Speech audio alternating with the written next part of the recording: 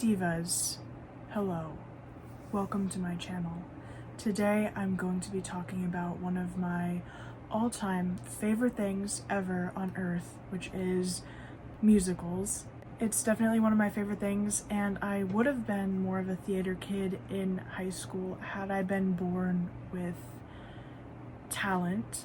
I think one of my biggest curses on earth is the fact that I love musical theater and I love shows and the concept of performing, but I was born not only uncoordinated, I can't dance, untalented, I can't sing, but also incredibly shy, so I can't step foot on stage without an overwhelming amount of anxiety.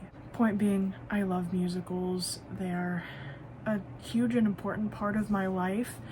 Hyperfixations come and go, but more often than not, there's usually a musical that I'm fixating on. I think the way that stories are being able to be conveyed and meanings through songs are so important. I could literally, every musical I'm going to cover in this, I could literally make a whole dedicated video about the symbolism and the meaning. What I thought would be fun would be to sort of give my ratings to some different movie musicals that I'm familiar with and share my opinion on those, because I feel like the idea of movie musicals is a mixed review. A lot of people just detest them and they say that they take away from everything that the musical is, and some people it's their only exposure to the certain musicals and they love them. I personally do really like some of them. I'm not opposed to the idea of movie musicals by any means, because let's face it, not all of us can just go fly to New York to see a show every time it hits the Broadway stage. And I do think that movie musicals are a fun idea and a fun way to showcase musicals, and it's fun to see the translation from stage to screen, if they're executed properly, that is. But overall, I am a fan of movie musicals. I think it's fine, I think it's fun. Obviously, no, nothing can quite compare to the stage version. I think movie musicals are fun, and you can be a hater if you want to be, but I'm gonna sit here and enjoy them, okay? So I just want to leave a disclaimer real quick, because I know that in this day and age you can't like something casually. People get mad if you don't know every single detail, okay? I don't know every single musical ever made on this earth ever. And I don't know every single thing about every single musical on this earth ever, but I am very well informed on the ones I do like. But even so, we could just bring back casually liking things and not shaming people for not liking things to the same degree that we like things. Like the Name 5 Songs and energy. Hate it. I also did just want to leave a disclaimer that I've never been to a Broadway show, because obviously travel is expensive. I'm not going to lie and say that I've never watched a slime tutorial for a musical, okay, but I do try and find other means to enjoy them, such as soundtracks, professionally recorded clips that have been released, and local productions of shows. So I'm obviously only going to be covering musicals that I've seen on screen and on stage in some form, that I have enough familiarity with, that I feel comfortable comparing them. With that being said, there are 6 movie musicals I'm going to cover, so let's get this party started. So I'm just ranking them on a 5-star scale, obviously 5 being the best, 1 being the worst. First on the list, we have the Little Shop of Horrors movie musical. It came out in 1986, obviously based off of the 1982 off-Broadway production, which came to West End in 1983 and Broadway in 2003. And Liz Gillies and Milo Manheim recently played Audrey and Seymour in an off-Broadway production, and everything I've seen of it has been absolutely iconic and incredible. I'm obsessed, although I can't lie and say I haven't been in love with every single person I've seen ever portray Audrey and Seymour, counting the movie version. I honestly do think that this is a really good adaptation. I think it captures the vibes of the Little Shop of Horrors. One big difference between the film version and the stage version is the ending of the story. In the film version, Audrey and Seymour end up surviving Audrey 2 and moving somewhere that's green like Audrey had always dreamed of. And we do kind of see the plant at the end, alluding to the fact that it's not over and Audrey 2 still exists. But ultimately we do get to see them have a happy ending, where in the original stage version they both die. I know a lot of people do prefer this film ending because they think, first of all, it's obviously just happier, and second of all, they're like, oh, the stage version is unrealistic, like the plant wouldn't really conquer that, no one would really, you know, feed the hungry plant, like it wouldn't take over the world like that. And I disagree. I don't want to go into too much of a deep dive now, but literally the whole point of Little Shop of Horrors is like how desperate people will do things to get what they want. Even at the beginning, Seymour and Audrey literally sing, I don't know what to get out of Skid, but a hell of a lot to get out of Skid Row. I think a lot of people can relate to wanting to get out of their situations and doing whatever means possible to get out of those situations. And obviously the Audrey 2 itself was very manipulative. When at first Seymour was just giving his blood, and he felt like, you know, giving his blood was a decent price to pay to have success and to get things that he wanted. And in his mind, you know, killing off Audrey's boyfriend, Oren Scrivello, DDS, was okay because he was a terrible person. And then killing Mr. Mushnick was, you know, a necessary cover-up. Through the song The Meek Shall Inherit, he even kind of questions himself, like, on if he should keep doing this or not, but ultimately decides to, because he thinks of how horrible his life was before he started feeding the plant. It's hard for me to say this without singing it, but he was insistent that the vegetable must die, but then he had a change of heart, saying, but then there's Audrey, lovely Audrey. If life were tawdry and impoverished as before, she might not like me, she might not want me.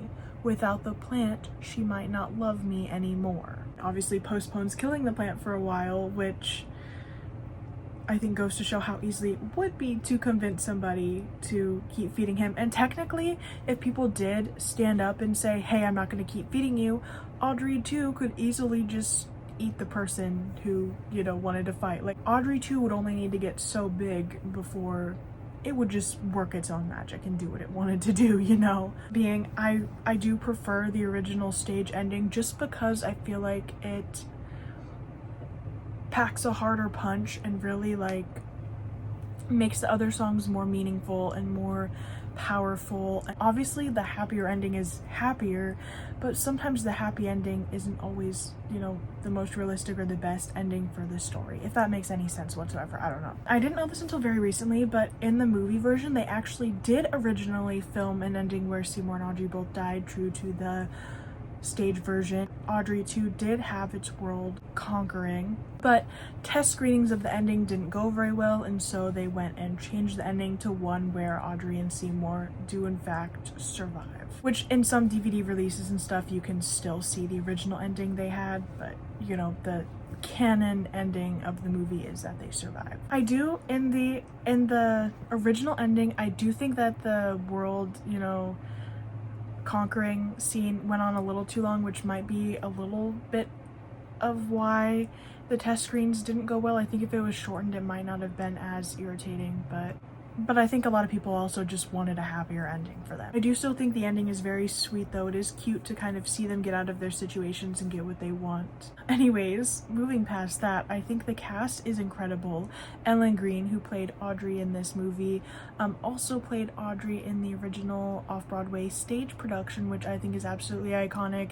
She delivers in her performance, and the way she sings Somewhere That's Green especially never fails to just like make me cry. It's so incredible. I also think that Rick Alanis' portrayal of Seymour was really good. I think he perfectly captured the sweet but awkward guy that Seymour is, and obviously I think his singing sounded really good as well. I think most of the cut songs did make sense for the screen adaptation. For instance, there's one called Closed for Renovation. I think that makes sense, of course, and just little numbers like that. I also changed You Never Know to Some Fun Now, which I don't hate. I don't necessarily like it better by any means, but I'm okay with it. Some Fun Now is still kind of like a catchy bop that's sung by the Urchins, Renette, Chiffon, and Crystal. They did add a song to the end, which is A Mean Green Mother from Outer Space, which is sung when Seymour is fighting Audrey too, and I think the song's okay. It's not a favorite of mine, but it's fun. I am very disappointed that they cut the song that Seymour sings when he's killing Oren in the dentist's office, because to me it really captured the emotions that he was feeling in doing this, and even the emotions in like, do I let him just essentially off himself with his gas mask, or do I, you know, what do I do? Even if they had to like shorten it a little bit and like leave out some of the long scene of Oren actually dying, even Oren pleading for his life, that's such a good song, and I wish they kept it in the movie. But ultimately I think most of the cuts made sense, and I still think it holds up really well. I think the set was good. I think it really did look like how I'd picture Skid Row looking.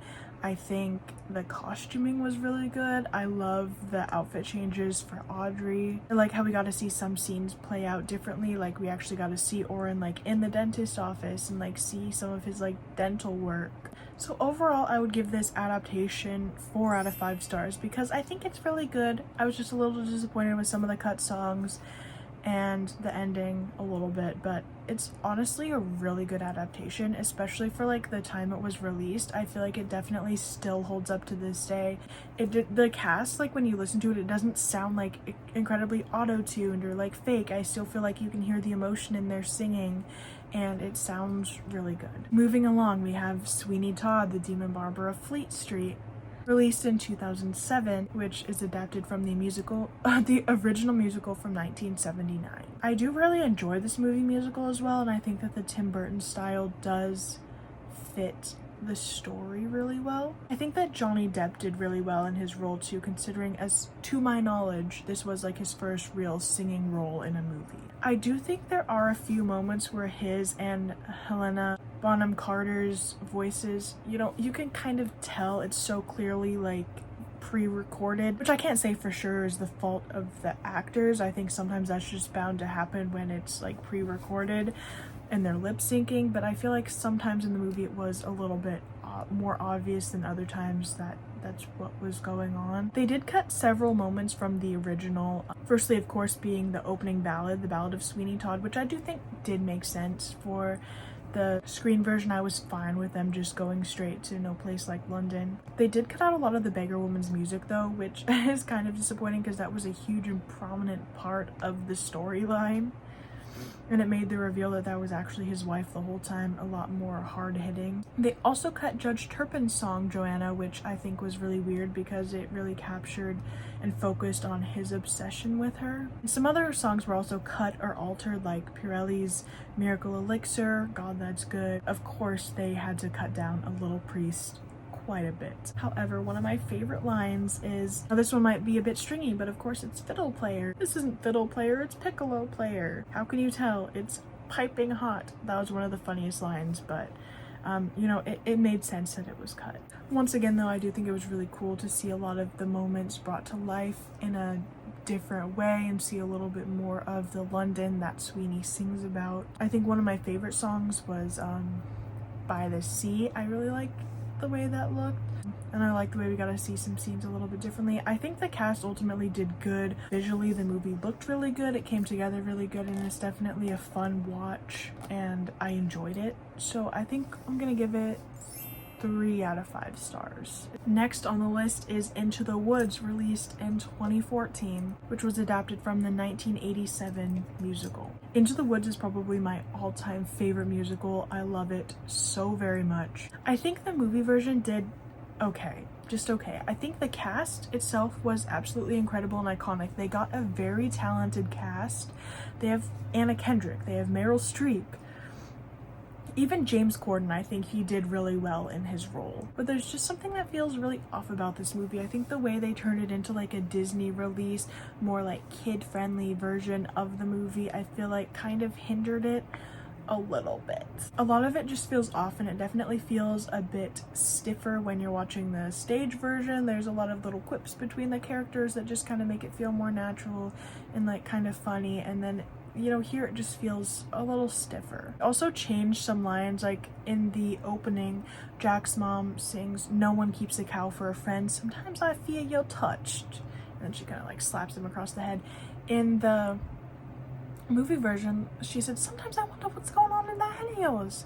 And I guess I get why they changed it, but like, come on, they cut a lot of the lines, or like altered a lot of the lines that I feel like were funny. They did cut the song "Maybe This Is Goodbye," which Jack sings to Milky White when they're parting, which, you know, made sense. Also cut "Maybe They're Magic," which is a little sad. It was like a shorter song, but I really liked it. I love the ending, and it justifies the beans.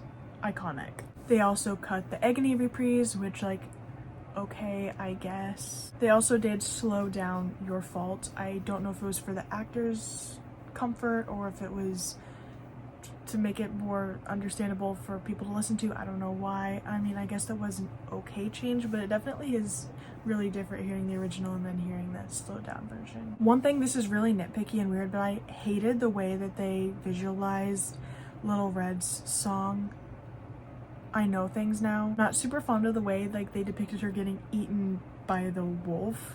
Like, okay, you're literally just sitting by a bunch of multicolored sheets, and obviously I didn't want nor expect like a full like depiction of the inside of a wolf's stomach, but I don't know why it just irritates me, and I don't like the way that that was visually depicted. I think we could have just had Lila Crawford telling the story and, you know, left it at that. Also, Dream, "Careful My Toe," especially, I feel like Christine Boraski's voice sounds way too auto-tuned for me. I don't know if it's necessarily like auto-tuned or just like pre-recorded and lacking emotion, but the way it sounds just sounds like too recorded to me. "And when you're his wife, you'll have such a life, you'll never need to walk." Despite the fact that she can sing, she did fine in Mamma Mia, she did fine in Chicago, so like, why is she sounding like that? Like, we don't need to fix things that aren't broken. Although, fun fact, Tammy Blanchard played Florinda in this, and she actually played Audrey in Little Shop of Horrors in the 2019 off-Broadway production of this, which is iconic. Like, they literally delivered on the cast. They got such an iconic and talented cast, and I feel like sometimes their talent was just kind of not showcased as well as it could have been. I do love the witch's transformation scene though. As always, Meryl Streep served and slayed. Now, I don't hate this movie by any means. I feel like it just lost a few of the fun little things that make Into the Woods so fun. I don't know. I think it's still a fun watch, and the cast is obviously insanely talented. So all in all, I think I'd give this 2.5 stars out of 5 because it wasn't terrible, but I feel like it missed the mark on some things. Moving forward, we have Matilda the musical, which released to Netflix in 2022, which this story first became a musical in 2010 at the Courtyard Theatre in Stratford-upon-Avon in England, and came to Broadway in 2013. I honestly do love this adaptation, and I think it's really cute, and I think it's really well done. The casting, of course, was amazing, and Alicia Weir, who played Matilda, absolutely did amazing in her role. They cut out the character of Matilda's brother, which I do think was a weird choice because he did kind of serve to show that there was a Wormwood child that wasn't as different from the rest of the family as Matilda was. But I don't think it's the worst choice made. Like, I feel like the movie still did well without that character. I was very excited and interested to see how they would do the school song, because on the stage show they have like a fence, and then the big kid actors like put letters up when they say the letters and like climb on them, and I think the way that they did it in the movie was really good, kind of just like showing different letters throughout the school. I do once again think that there were some lines in this that weren't delivered as well. They took a lot of lines from the original stage show, and I don't think they were as well received on the screen version. Mostly Trunchbull's lines, to be honest, because I feel like they couldn't really pick a direction to go with Miss Trunchbull. On the stage version, she's definitely a bit more of a comical character. Like, you know she's bad, but like you're still laughing at a lot of her lines and such, and that's usually by the way she's portrayed. However, when you take some of those lines and try and portray her, like, I feel like in the movie they definitely tried to play her more of like Pam Ferris's version of Miss Trunchbull, where she's just scary. You can't take comical red lines and put them on a scary character and expect them to deliver as well, and some lines just aren't as well received on screen as they are on stage. For example, there's one line where Bruce has the chocolate cake and Miss Trunchbull goes like, "He should have thought of that before he made a pact with Satan and stole my chocolate cake." I don't think it's as funny on screen. But I can't eat it all. Headmistress, he'll be sick. He should have thought of that before he made a pact with Satan and decided to steal my cake. Or there's another line where she's talking about Matilda doing something wrong or whatever, and she's like, see, I told you she's a gangster. Haven't I told you that child is a gangster? And once again, it's not as funny or well received on screen. I also think that the Amanda Thripp hairspin scene just didn't deliver as hard. I don't know. As for cut songs, they cut Miss Honey's song Pathetic, which she sings when she's going to talk to the Trunchbull about Matilda's talent, which is kind of disappointing. They also cut Michael's song Telly, which I guess, you know, made sense. They cut Miss Wormwood's song Loud, and they cut Miss Honey's song This Little Girl, which followed Loud, which were very disappointing cuts for me. I guess Loud made sense because on stage it was more of like a big dance number for Miss Wormwood, but Miss Wormwood really didn't even get like her solo moment then. Like she sang a little bit like during the opening, but they did add a song at the end though called Still Holding My Hand, which I think fits into the musical perfectly, and I love it. And overall, there's definitely more that I love about the musical than I don't love about it, and I still think it delivered. It captured a lot of what the story is for a lot of people, and I think it was very cute. The cast was incredible and talented. The songs don't sound too forced to me. Like, I still think they sound really good. My favorite is probably the school song. I really like it. I think this is a great example of how movie musicals could be done, so I'm gonna give this one a solid 4 stars. Next on the list, we have the unfortunate Mean Girls movie musical from 2024, which was adapted from the show that opened on the August Wilson in 2018. This was a disappointment to me because I love the original. And it's crazy to me too, because when I was going to see this, I'm like, no, everyone's just mean. I'm gonna enjoy this. Like, it's gonna be good. And I was hyping up this musical to my friend, saying how great it was, which, by the way, this was her first exposure to Mean Girls the musical. And then this is what she was given. First of all, I feel like the marketing for this was really weird. Like, Not Your Mother's Mean Girls. It just felt weird to me, and they also didn't advertise it really as a musical, which obviously led to some people being like, what the frick is going on here, when they realized it was in fact a musical. And it also, for something that's trying to differentiate itself from the original Mean Girls, it had a lot of references to the original Mean Girls. I think the cameos from the original actors from both the original 2004 movie and some cameos from the production, I think the cameos were cute and fine, but at a certain point, like, stop referencing the original and just let it be its own thing if you want it to be its own thing. For example, especially Tina Fey, who played Miss Norbury, she came back for this, and the guy who played, of course, they're fucking mowing outside right now, or the guy who played the principal, they came back and reprised their roles, which is fine, but then I feel like they kept making subtle little comments like, oh, we're doing this again, or like comments referencing that it was done before, but like, this is supposed to be a new and fresh Mean Girls, so you shouldn't be referencing the Mean Girls that came before it. Or there's even a line where like Gretchen says fetch for the first time and Regina's like, what's that? And she's like, it's like slang from an old movie. Don't do that. Don't do that. I don't like that.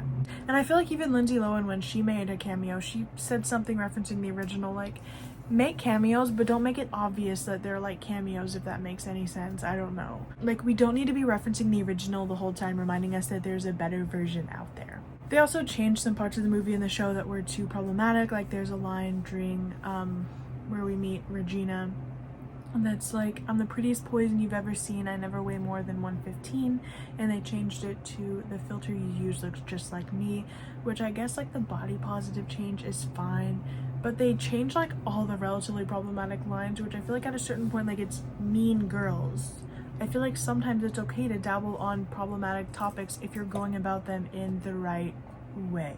Also changed the lyrics to Revenge Party for literally no reason, and I'm trying to wrap my head around why. So this line says, I'll bring the glow sticks, I'll bring the looms, and we'll have chocolate ice cream cones. I'll be the DJ spinning tunes on a turntable made of a ball. We'll get a piñata because that would be fun, and play dress up with Barbies and tag, and we'll roll on the grass and stir up at the sun, and we'll stuff her remains in a bag and throw them in the river.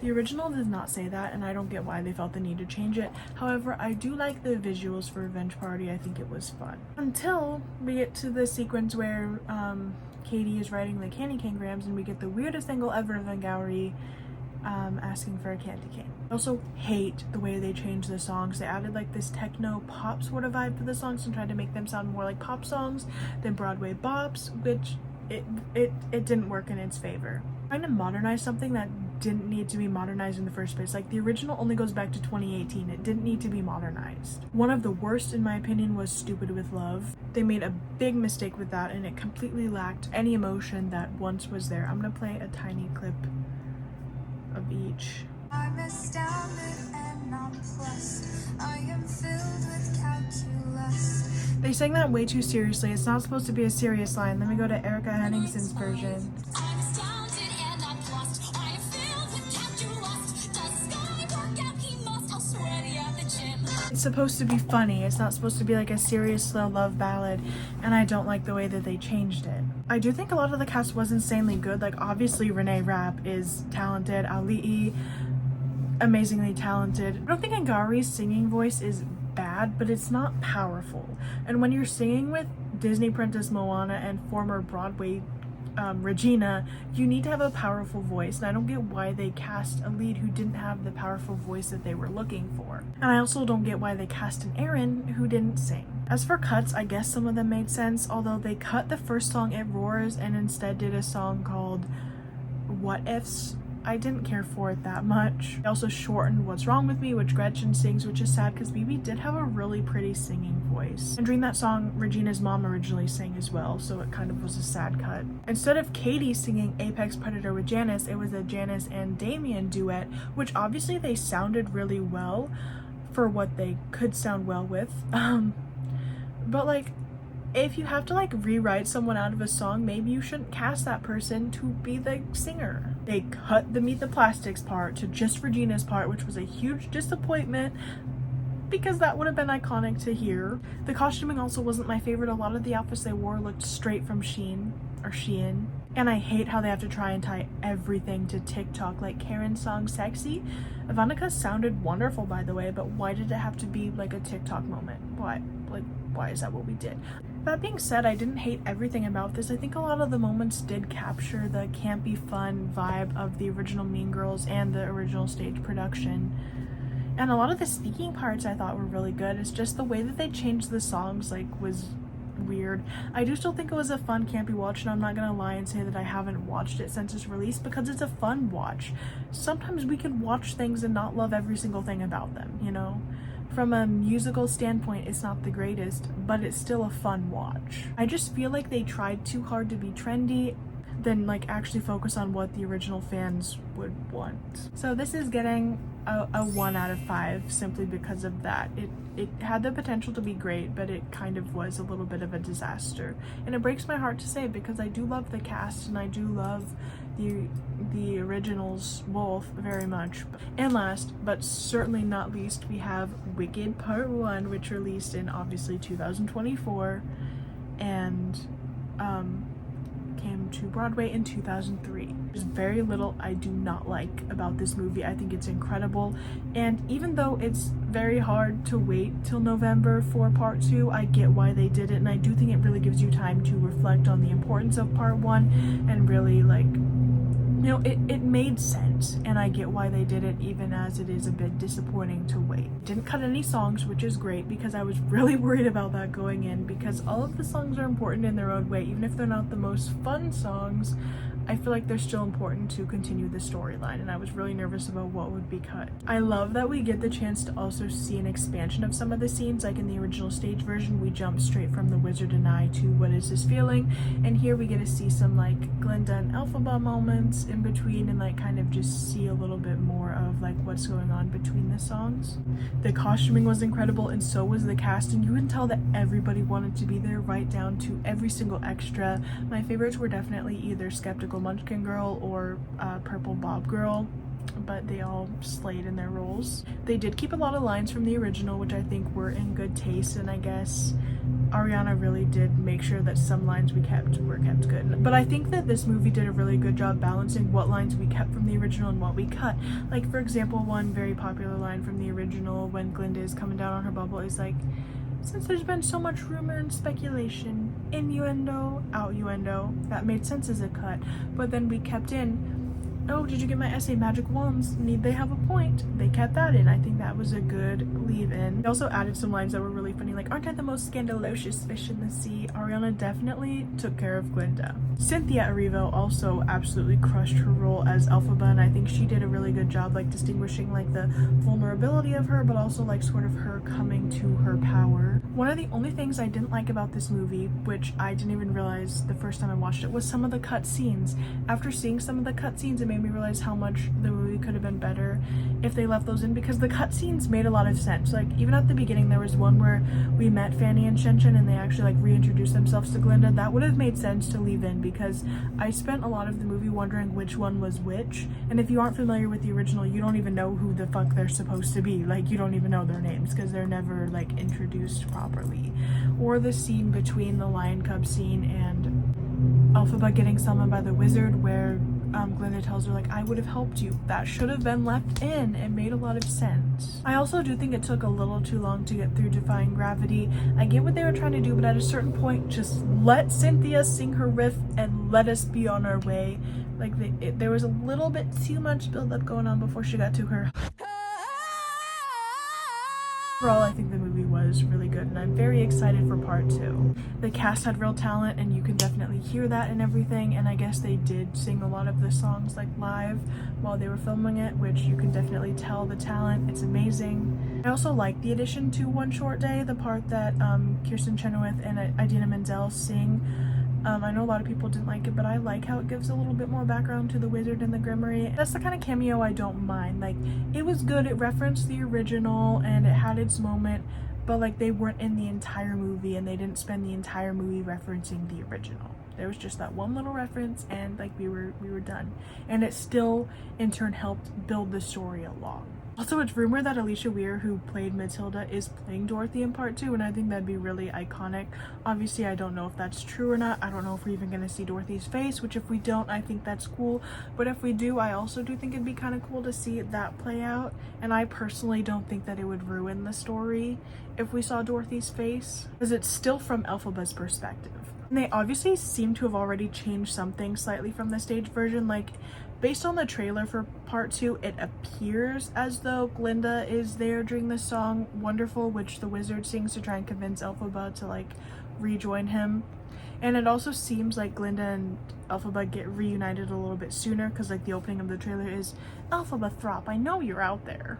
And in the stage show, they don't meet again until after Wonderful, when Elphaba discovers Dr. Dilliman. The wizard calls the guard is Fiyero. Fiyero ends up helping Elphaba, and then Glinda comes in like, what's going on? She's like, Elfie, thank God you're okay.